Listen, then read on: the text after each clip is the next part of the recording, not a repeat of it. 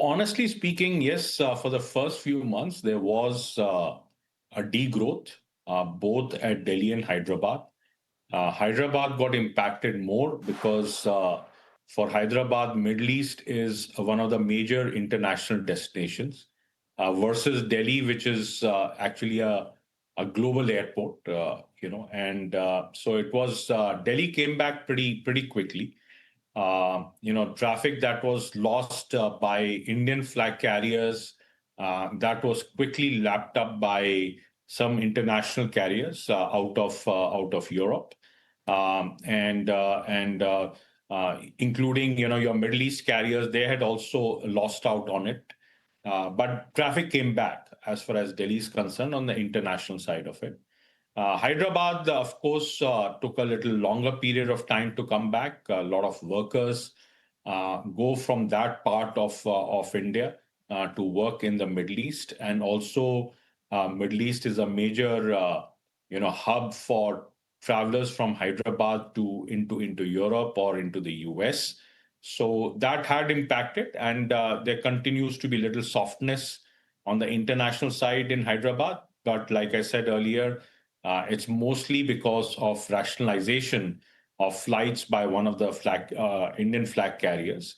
Uh, the advanced forecast that we now look at from carriers is that in the second half they will more or less make up for the lost traffic out of the Hyderabad airport. You mean to say Indigo will be able to restore the kind of aircrafts back to normal because that's a hub for Indigo, right? In that sense. Yeah, Indigo, of course, is a major carrier in India, having more than 65 odd percent market share. But also Air India. Air India, you see, had also cut down a lot of their aircraft movements, both domestic and international. And both have indicated that in the third quarter onwards, and especially Air India, they have indicated that they should go back to normalcy from September 1st onwards. So that gives us, the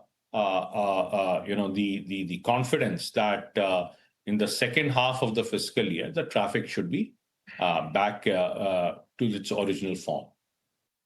Are we to say that your strategy for premiumization is paying off given the fact that the yields are going up, non-aero revenue mix is also increasing, and that would be the strategy going forward? Yes, we articulated this strategy about 2 years back that we want to further the hub and spoke model. We want Delhi to be the international hub for India. We want Hyderabad to be the regional hub, and I think that strategy is playing out. You rightly pointed out. More than 25% of traffic that goes from Delhi is now international. And increasingly now it is becoming a hub where, right now, for example, the travelers from Banaras, Varanasi to Delhi, and from Amritsar to Delhi on Air India flights, they just need to check in and do their immigration at the point of embarkation, which is their city, and they seamlessly can connect to international flights from Delhi. So that process has already begun. This process will only gain momentum as Indian flag carriers they expand their international footprint. Air India, especially because they already have the slots available, as they come back with their new aircrafts and come back with a vengeance. I hope so.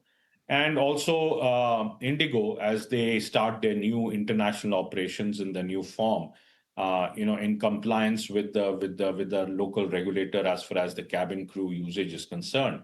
I think we are quite well positioned to further create premiumization of our traffic in our portfolio.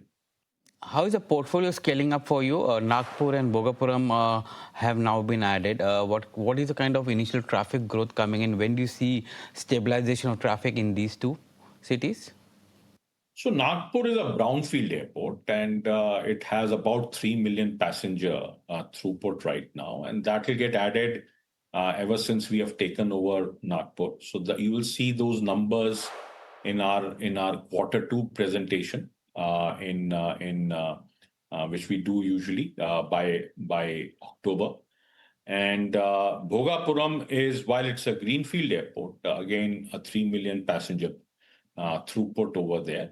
While it's a greenfield airport, but because the old airport will shut down for civilian traffic, that will also add in about 3 odd million passengers to our portfolio. So in total, on an annual basis, at this stage, we should expect about 5.5 to 6 million passenger on an annual basis to get added in our portfolio with these airports going operational. How do you look at the non-aero revenues here? Because you've been able to scale that up. What is the kind of potential that you have? Is there development which is coming in, which will get added in the next 3 quarters, and that will bring in more non-aero revenues for you?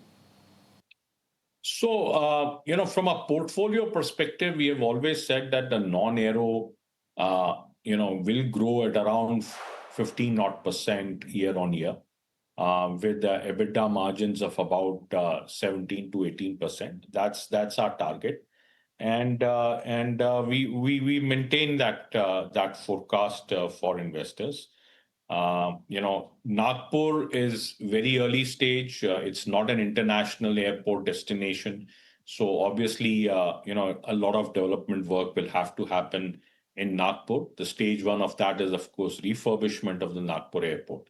And 2 is to develop the requisite airline linkages that are required. So it will take time. Nagpur will take time. Bhogapuram, of course, is an international airport. But again, a lot of work needs to be done by the airline marketing teams. A lot will also depend upon how the economic footprint of Bhogapuram Airport is faring.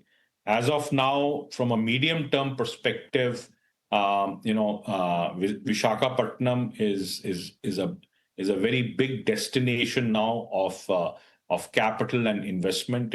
You would have, of course, seen many announcements by global majors like Google and others to put up data center over there.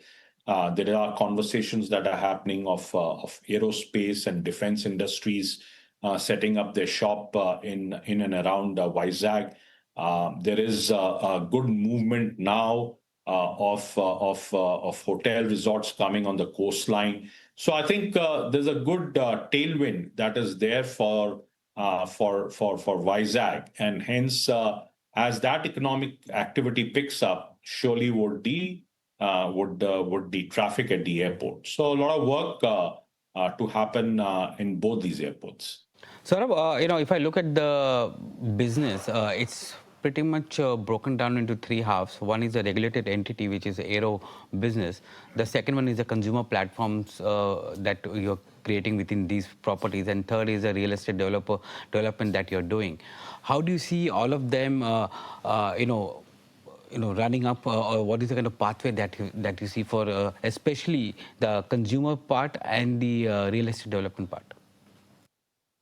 So the interesting part, if I were to talk about a non-aero, today the non-aero in our platform, which is the listed entity, today its revenue and EBITDA is actually pretty much similar to what is there at Hyderabad Airport. That is the potential of non-aero. Hyderabad, from an aero perspective, post the revenue share that it gets on the non-aero business. And this is a business where not only traffic growth helps, but also penetration. So as passengers have the ability and the intent to spend more money at the airport based on my offerings at the airport, you're talking about 15 to 18% growth. So that is the potential there, and that is a big focus area for us. Airport as a utility is a regulated tariff, is pretty much like a bond. but that's not the case as far as the non-aero side of it. Real estate is something which is new. At this stage, real estate is being done in the form of self-development at Delhi Airport and also at Hyderabad Airport. But we do intend to now start the real estate business at the listed entity and make a third vertical. There will be many opportunities thrown by our airport entities as they monetize their land.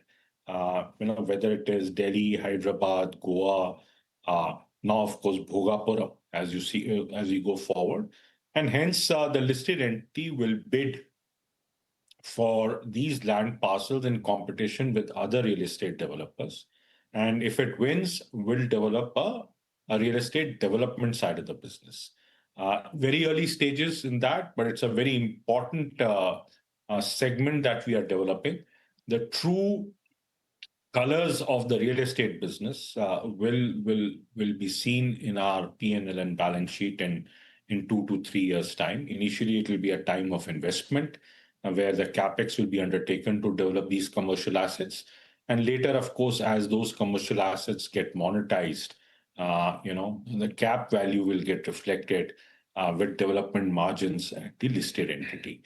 At this stage I just want to point out that we have more than 3,000 acres of very valuable commercial real estate land in our airports. It's a land which is fully paid off, with no title defects, with full master planning having done at the airport level, and hence it's an incredible opportunity for the listed entity to bid for these land parcels to build out the commercial real estate.